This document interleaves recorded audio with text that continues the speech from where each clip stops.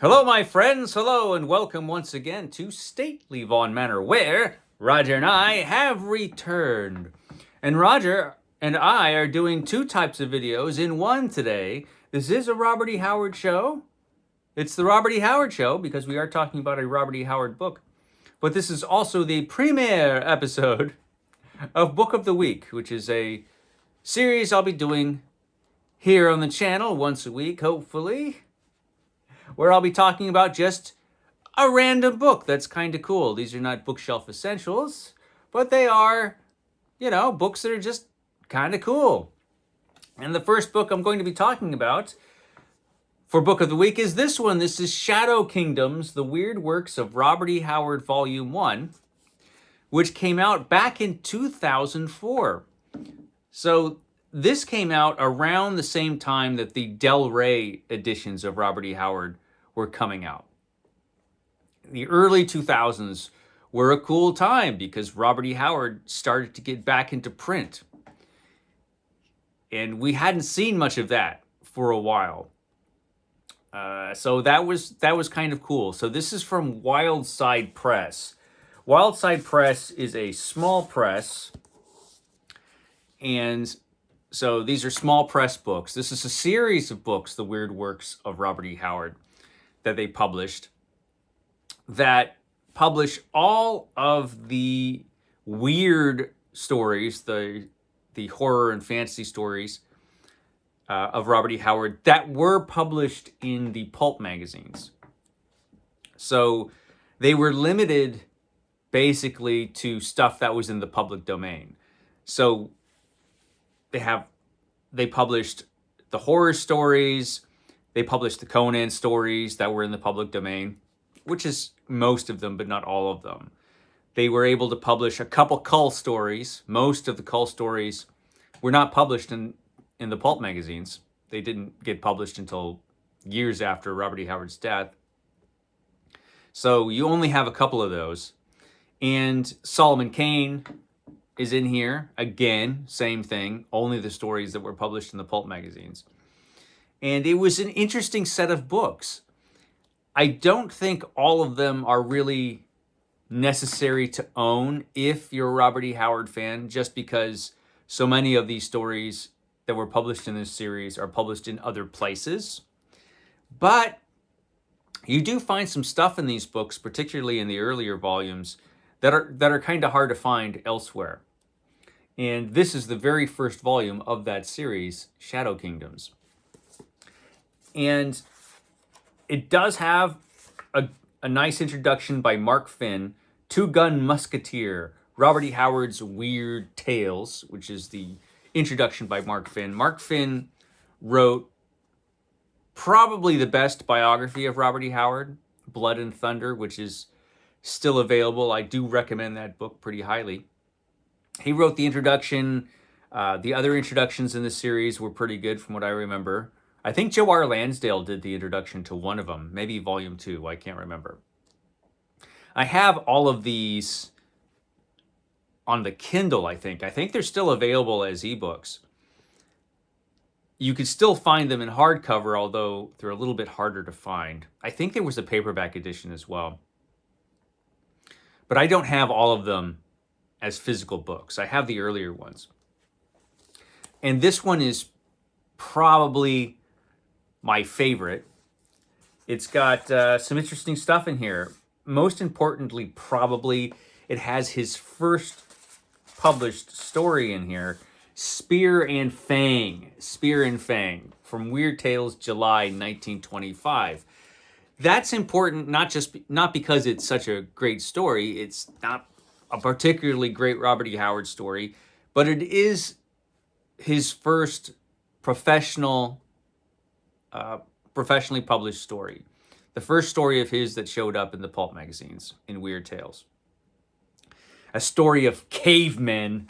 It's a caveman story, Roger. It was before even your time. It was before Roger. And so that it's important just for that. It was Robert E. Howard's first story. And of course, it's the first story in this volume. And there's some other cool stuff in here. From Spear and Fang, we move on to Wolf's Head, actually in the Forest of Villafare, which was a werewolf story, which was followed by the sequel, Wolf's Head. And so we have Robert E. Howard's two early werewolf stories. We've got The Lost Race from Weird Tales, January 1927. That's in here. And we've got The Dream Snake, which is not such a great story, but it's not bad. But this volume's also cool because it also has some of Robert E. Howard's weird poetry in here. Robert E. Howard wrote a lot of poetry. All of it, I think, is available now in the 3 volumes from the Robert E. Howard Foundation Press. I think it's all available in those volumes. But, you do find some of them in these volumes as well. Riders of Babylon. So you get a few poems in here. Then we get The Dream Snake. And we also get The Hyena from Weird Tales, March 1928. That's kind of cool that that's in here. I can't think. Was The Hyena published in Del Rey in their horror stories? I'll have to check. We've got The Sea Curse is in here. Another poem, Remembrance. He has a lot of these little short poems that were published in Weird Tales that are published in this volume. After Sea Curse, we get another poem, and Red Shadows, which was the first story in Weird Tales that Solomon Kane showed up in. So we have a Solomon Kane story in this volume. And these are published in the order that they were published in the pulp magazines. So if you were around at the time, this is the order that you would have read Robert E. Howard stories in as they came out. So that's kind of cool. So we've got a couple Solomon Kane stories. We've got Red Shadows. We've got this short poem, Easter Island. And then we get Skulls and the Stars, which is another Solomon Kane story. Followed by the short poem, Crete. And Moon Mockery. And then we get Rattle of Bones, another Solomon Kane story from 1929. And then we get,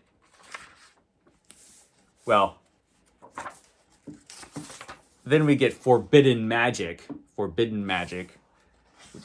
the short poem, followed by The Shadow Kingdom. The Shadow Kingdom being the first published King Kull story. It's often cited as being the first sword and sorcery story.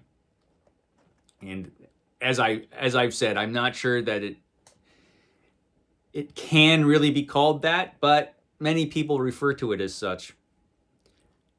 And it was a fantastic story at any rate. The Shadow Kingdom is magnificent. This is, of course, available in the King Kull volume from Del Rey and has been reprinted in many, many other places because it's such a fantastic story and in the public domain, which is why they were able to publish it.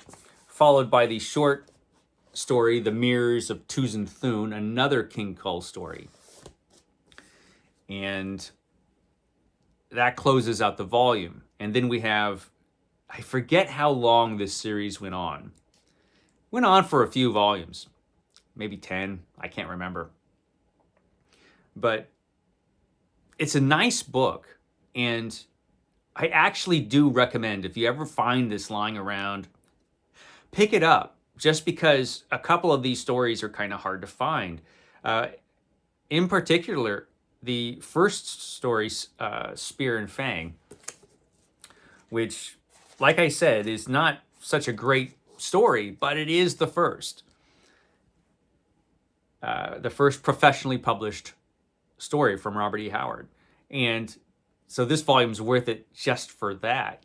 And it's just kind of a cool book to have. Again, if you have the whole Del Rey set and you're picking up the series from the Robert E. Howard Foundation Press, which I recommend because those books are excellent, you don't need all of these. But they are kind of cool. And I'm glad that they were published when they were, because they kind of helped to bring back Robert E. Howard. And now Robert E. Howard is kind of popular again. For a long time, he wasn't really. He was He was known as the creator of Conan the Barbarian, of course, but he wasn't read that often, I don't think, for a while, particularly in the 90s. And so in the early 2000s, books like this helped bring Robert E. Howard back, which is kind of cool. So yeah, Shadow Kingdoms by Robert E. Howard. Like I said, you ever find this book, pick it up. It's pretty cool. Okay, guys, I will shut up now. I will catch you next time.